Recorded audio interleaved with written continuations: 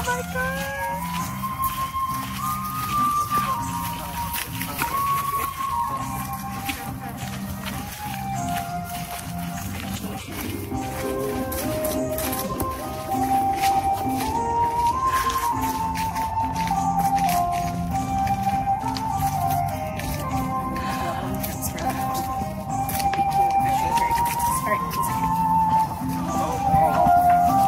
You look so beautiful.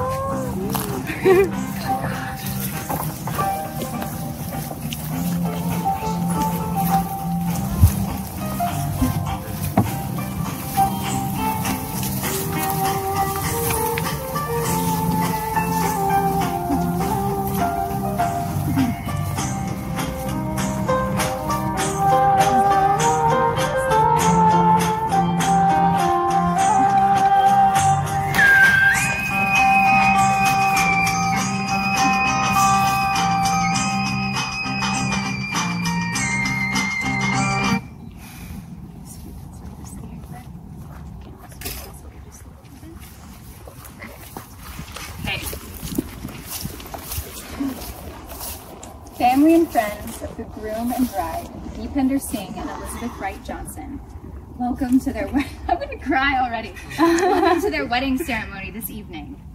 Under the shade and shelter of the trees of this arboretum, we defect from the tumult and to-do of our usual routines to witness a unique moment in the lives of these two persons. Today, they join their lives in the pivotal union of marriage.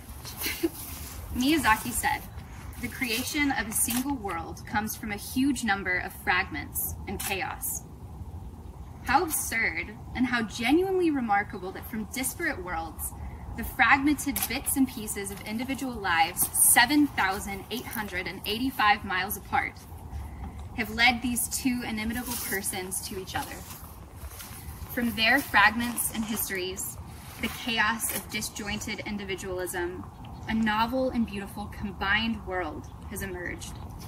And we're here today to share in this formal commitment they have chosen to make to one another, to offer our love and support to this union and to allow Deepinder and Liz to inaugurate their married life together, surrounded by the people dearest and most important to them.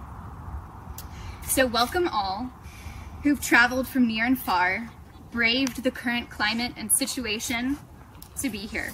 Deepinder and Liz, thank you for your presence here today, and now ask for your blessing, encouragement, and lifelong support for their decision to be married. Liz and Deepinder, marriage is perhaps the greatest and most challenging adventure of human relationships. No ceremony or positive symbolic action can engender a successful marriage. Only you can do that, through love and patience, through dedication and perseverance, through talking and listening, helping and supporting and believing in each other, through tenderness and laughter, learning to forgive, learning to appreciate your differences, and by learning to let the important things matter and to let go of the rest. I chose two readings that I think brilliantly express the ideal goal and purpose of a joint life well lived. First, Arundhati Roy. To love, to be loved, to seek joy in the saddest places, to pursue beauty to its lair, to never simplify what is complicated or complicate what is simple, to respect strength, never power, above all, to watch, to try and understand, to never look away, and never, never to forget. Second, David Foster Wallace. The really important kind of freedom involves attention and awareness and discipline and effort, and being able to truly care about another person and to sacrifice for them over and over in myriad petty little unsexy ways every day. We now come to the words the bride and groom want to hear the most today, the words that take them across the threshold from being engaged to being married. A marriage is a voluntary and exhaustive commitment. It's made in the deepest sense to the exclusion of all others, and it's entered into with the desire, hope, and intent that it will last for life. Before you declare your vows to one another, I want to hear you confirm that it is indeed your intention to be married today.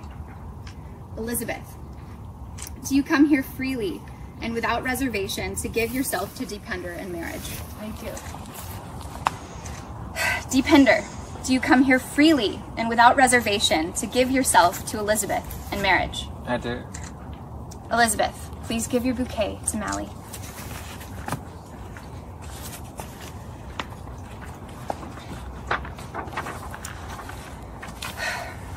We've come to the point of your ceremony where you're going to say your vows to one another.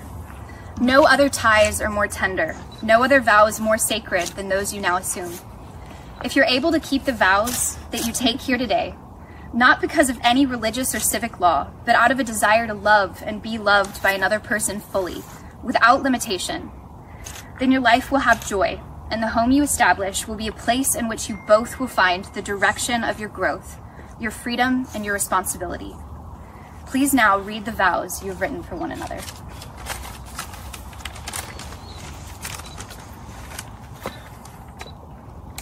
You're the love of my life, my best friend, and my favorite person on the planet. I cherish you above all others and love all the moments we spent together. You're the spark in my life, you're the joy of my soul, and you're literally my better half. You're extremely gentle, caring, and kind, and I love you immensely for it. You make me smile when I'm sad, take the stress away when I'm anxious, and make my life better in so many indescribable little ways. Like the cute little head rubs you give me that I've become so addicted to. You are the glue that holds my life together. I have grown to love even the smallest moments that we share and the most routine things that we do together. I love waking up next to you, seeing your crazy pineapple hairdos, your dorky nerd glasses, and seeing you in your pajamas on the couch playing Animal Crossing. You're responsible and reliable. I have never had to repeat the important things to you as you've always remembered. You're kind and compassionate. You have diffused our fights on numerous occasions and guided us back towards the path of love and compassion when we've strayed from it. And you're compromising and forgiving. I haven't always been the ideal man towards you, and always provided you the things that you deserve, but you've always been willing to work with me and adjust.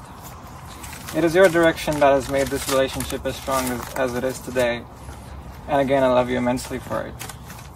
I did not realize quite when it happened, but I've become inseparable from you. I want your love to stay with me forever, give me hope, bring me joy, and make me a better man, and continue making me a better man. I couldn't ask for a better person to share it all with. I want to settle down with you, build a home, and start a family together. I may not always be what you want me to be, and I may not always say or do the right things, but I do love you immensely. You are my sole true companion, and I vow to build my dreams around you. I want to look after you, make you feel safe, and give you a life where you can prosper and flourish. You will always look as beautiful to me as you do today. I vow to always be yours, and I hope you'll always be mine as well. That was really good. Deepinder, a little over 2 years ago, we met as total strangers in a strange place. We emerged from entirely different backgrounds with different sets of experiences. Despite these differences, I can honestly say I've never felt more at home with another person. I found in you someone who shares my core beliefs about what matters most in a relationship and building a life together. I'm taking a picture. You've never left any room for me to doubt the genuineness of your intentions or let up in your affection. You've brought so much grounding energy into my life, and you make me feel completely safe. I am immensely grateful for you. I've come to know you as someone who's so gentle-hearted, kind, responsible, brainy yet humble, and focused. Many people here already know that I will happily talk anyone's ear off about how fiercely proud I am of you and your accomplishments. You inspire me to embody the woman I want to become a little more each day. I vow to always be in your corner, cheering you on and supporting your dreams. I vow to continually show up for you and us through little acts of love, and to help create a marriage based on mutual respect and deep friendship. I vow to make our future home really cute. I vow to stand by your side faithfully through life's ups and downs. You have filled my life with so much joy. It is my great honor to become your wife.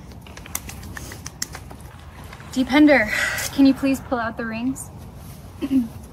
The foundations which you've just promised each other verbally will be symbolized physically in these rings.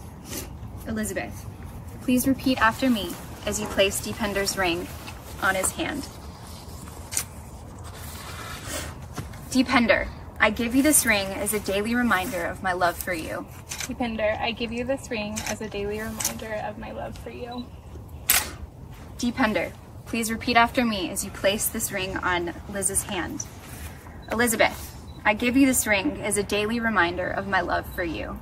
Elizabeth, I give you this ring as a daily reminder of my love for you. By the power of your love and commitment, and the power vested in me, I now pronounce you husband and wife. You may now kiss each other.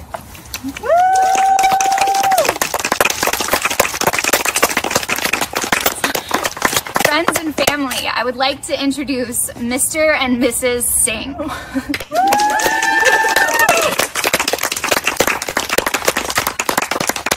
Outro.